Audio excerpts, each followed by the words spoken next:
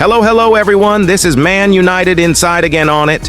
Welcome back. Who Manchester United need to buy and sell in the January transfer window? A dormant January window will not suffice for Man United, who need to buy and sell if they are to have a remotely successful season. The days when Manchester United looked upon the winter transfer window so dismissively it was an afterthought are more distant than their last title. Three of the most consequential United transfers in the past decade, Juan Mata, Alexis Sanchez, and Bruno Fernandes, were all executed in January. Ed Woodward once described the mid-season window as driven by the desperation of the seller rather than the buyer. Woodward also dubbed the January market fool's gold.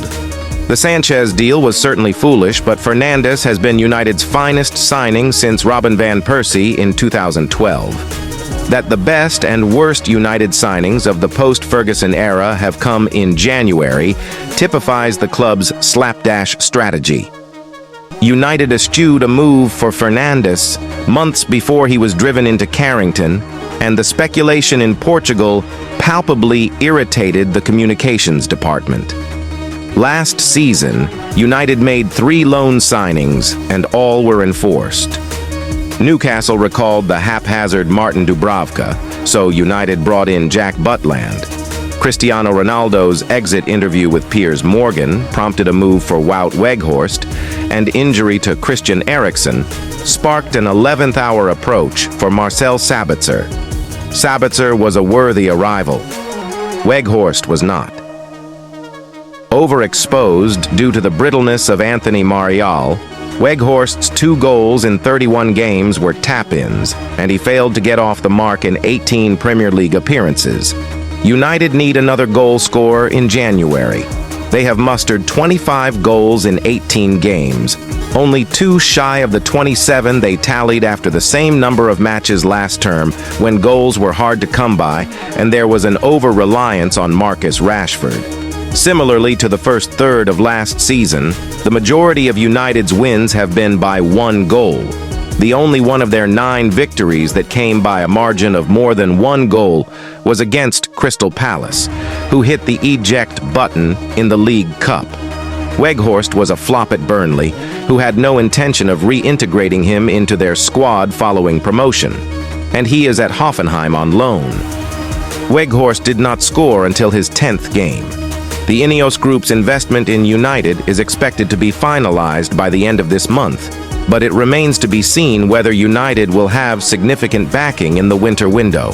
Club sources claim the deadline day loan signing of Sofiane Amrabat was only made possible by the funds from Dean Henderson's sale to Palace for a derisory 15 million. Yesteryear, Alex Ferguson mulled over Stan Collymore, Les Ferdinand, and Andy Cole as the halfway point of the 1994-95 season. United made Newcastle an offer they could not refuse for Cole, and did similarly 9 years later for another number 9 in Louis Saha. United do not have the financial muscle or the cachet to cherry-pick an England international striker now. Ollie Watkins signed a new contract with Aston Villa last month.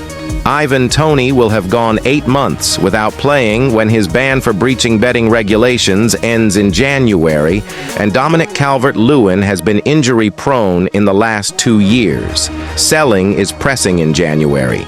United were open to severing ties with Jadon Sancho in the final week. The window was open for clubs in the Saudi Pro League, and they will have had 4 months to facilitate an exit route for their persona non grata. Donny van de Beek has such a bleak future at United. He has played 19 minutes all season and has been omitted from 13 of their 18 matchday squads. Van de Beek's agent, Ali Dursun, has had oodles to arrange a new home for one Ajax alumni not granted special privileges by Erik ten Hag. The upcoming European Championship is relevant. The Netherlands squad is so underwhelming that Weghorst started in their wins against the Republic of Ireland and Gibraltar over the last week. So Van de Beek, in exile since he withdrew from the last Euros, would have an outside chance of playing his way back into the squad if he moves. January is realistically the last window United have to obtain a fee for Martial. Barring a sudden upturn in form, it would be rank mismanagement to extend the contract of a relic who was cheered off by the Old Trafford denizens during the humbling by Newcastle United. Martial was loaned to Sevilla in January 2022, and if he has the desire to return to the France squad, then his agent Philippe Lambolet ought to start yapping. Lambolet brazenly undermined Jose Mourinho the day before he was sacked, and Ralf Rangnick barely 2 weeks into his interim manager tenure. Shifting a winger and a striker would make ample room for a new striker. One developed in the Eredivisie would not cut it. Luuk de Jong, scoreless in 12 appearances for Newcastle in 2014, is third in that league's goal-scoring chart. It would be foolish to move for him. Manchester United winger Antony is looking forward to a fresh start when the Premier League gets back underway. After a 2-week break for internationals, the Premier League returns this weekend, with Manchester United away at Everton. Goodison Park was one of the stadiums Antony scored at last season, early in his career at the club, where he made it 3 goals in 3 successive games. Worryingly, he has scored only Premier League goal for Manchester United since, and none this season. Antony message to fans. Antony was not part of the Brazil squad during the international break, an outcome which was down to a combination of his poor form and the allegations against him. The two can be tied together. But what that does mean is that the winger has had a much-needed break to reset and recharge, ahead of the Premier League resuming. While many fans want to see Facundo Pellistri involved as a starter this weekend after his international exploits for Uruguay, there is a good argument to be made that Antony is fresher, with no game time or travel time clocked up over the past fortnight.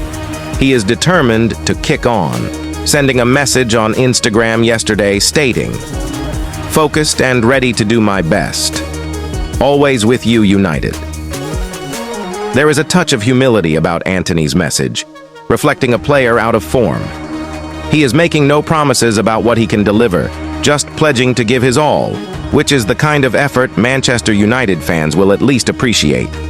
It is encouraging to see the Brazilian looking for a reset and ready to fight for the shirt. We need to see him kicking on during a crucial month of fixtures, featuring matches against Galatasaray, Bayern Munich, Newcastle, Chelsea, West Ham, and Liverpool. Antony's struggles may be mental. Looking back to last season's game at Goodison is an interesting time.